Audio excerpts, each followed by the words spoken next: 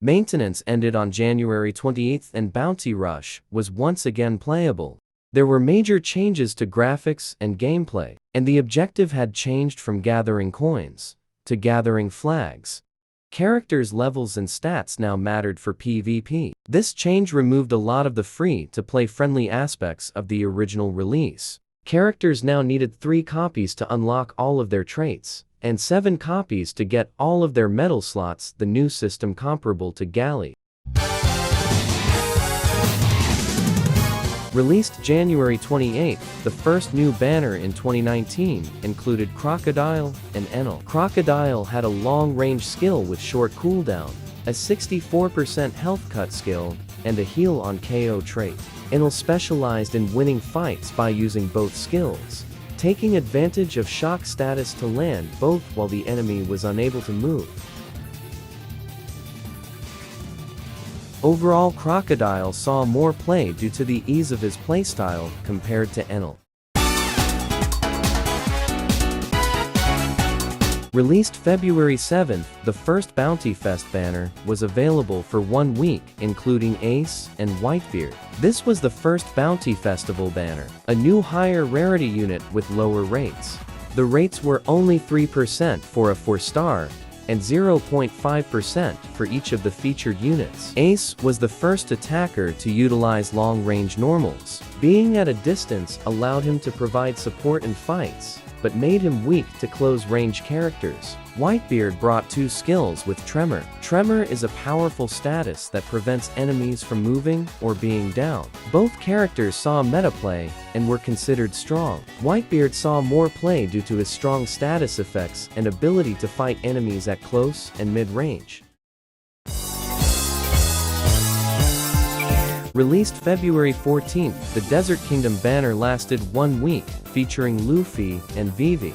Luffy had 2 interesting skills that both had unique features. His skill 1 was an AoE charge attack, and his skill 2 was a very fast cooldown mid-range attack.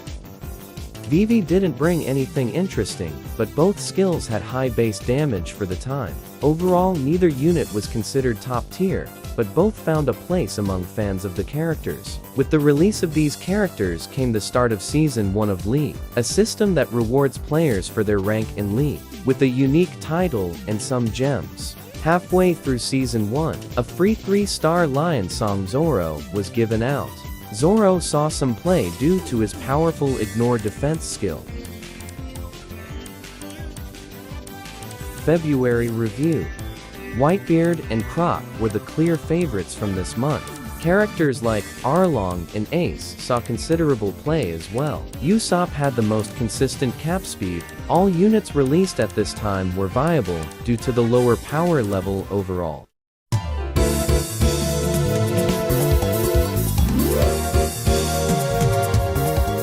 Released February 28, this Bounty Fest featured Kyuzin and Sakazuki and introduced a new mechanic for fests, a step-up system allowing the player to guarantee one of the new characters with 250 gems. Aokiji focused on using freeze to immobilize enemies before KOing them with skills.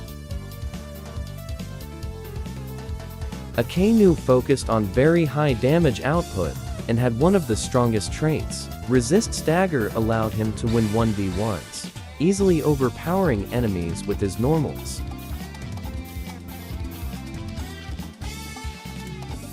Both characters saw meta play with aggressive players favoring Akainu and defensive players favoring Aokiji.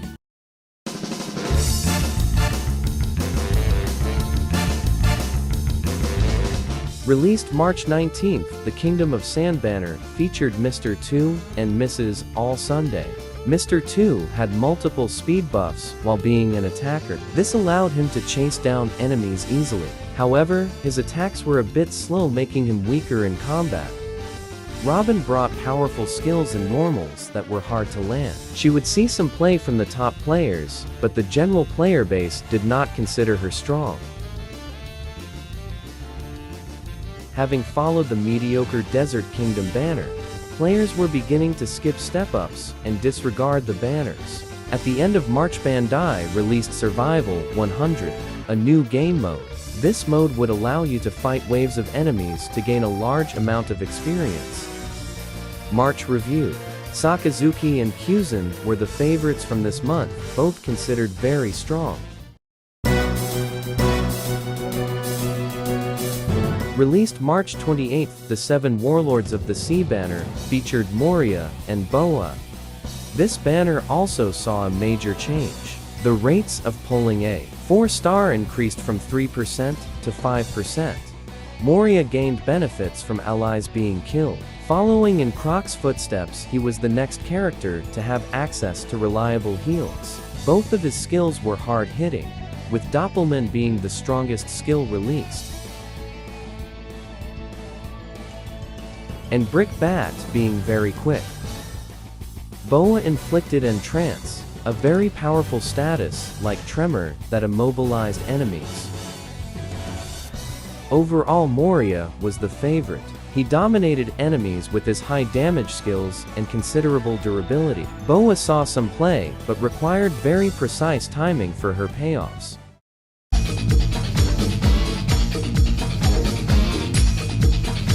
Released April 11th, the Sky Island Scout featured Zoro and Arm Point Chopper. This banner brought 2 new things. Step-ups cost only 120 gems for a new character, and the banner ran concurrently with the fest. Zoro brought 2 ranged skills and ranged normals, which allowed him to dominate fights from a distance, and his runner speed allowed him to evade enemies' retaliation. Chopper had the same trait as Akainu. Resisting stagger allowed him to win close-range fights. Chopper struggled with the hitboxes of his skills and normals, making him difficult to use. At the time of release, both characters were considered better than the previous step-up banners, but weaker than the top meta units. Along with Zoro and Chopper came a free 3-star Bellamy. Bellamy had very quick skills and a speed buff, making him the fastest defender at the time. This allowed him to contend mid-flag against runners. April Review. Moria was the clear favorite this month. Sky Zoro saw some play, but was initially underrated. This will change in the coming weeks, and Boa, Chopper, and Bellamy only saw niche play. Released April 23rd, the Worst Generation banner featured Law and Kid.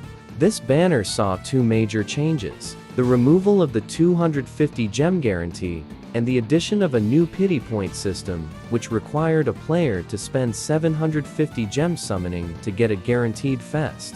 To make it easier, Bandai graciously released a $45 ticket, which would give the equivalent of 2 multis worth of points. The only positive of this new system was that players could summon on other non-fest banners and accumulate points. The points, however, reset with each fest banner.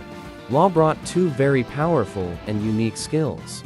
Skill 1 was a fast multi-hit skill that easily one-shot weaker enemies. Skill 2 swapped places with enemies, interrupting their skills and giving them a speed debuff. This skill was great for last-second caps. Kid was the first character to receive a buff state. The buffed state changed his normal attack speed and range, and allowed him to ignore status effects. This made Kid very effective in close-range fights, and his projectile skill provided him with a way to attack fleeing enemies. Both characters saw top-level meta play. Along with the new banner came a few major game updates. First was the addition of Crystal Fragments, a resource which could be exchanged for a fragment of any character you own. This was a major improvement, and allowed players to max units more easily. Second was the introduction of character type effects, or support tags. This made some characters more valuable to place in support, and increased the options of a unit's build. Third was the addition of partial levels. Previously, units' max level increased at 60, 80, and 100. Now, they would gain levels accordingly with the frag zone. The final major update was the addition of a new game mode, Brawl 8. Brawl 8 focused on knocking out opponents, and replaced the normal Capture the Treasure mode for Season 6. This mode was new and interesting, but had some slight flaws. Enemies would often farm the bots to get a lot of points.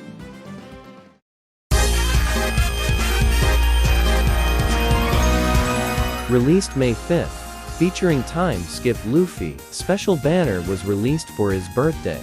This banner continued the 120 gem guaranteed price, but only featured a single unit. Time Skip Luffy brought two very powerful skills.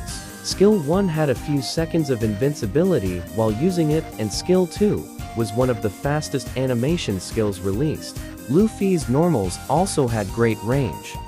Overall, this was considered one of the best step-ups, and even one of the best units released at the time. Luffy's banner brought a fundamental change to how Bandai would release step-ups. Now, they would release 2 single-character banners in a month, and no longer follow the story arc release schedule.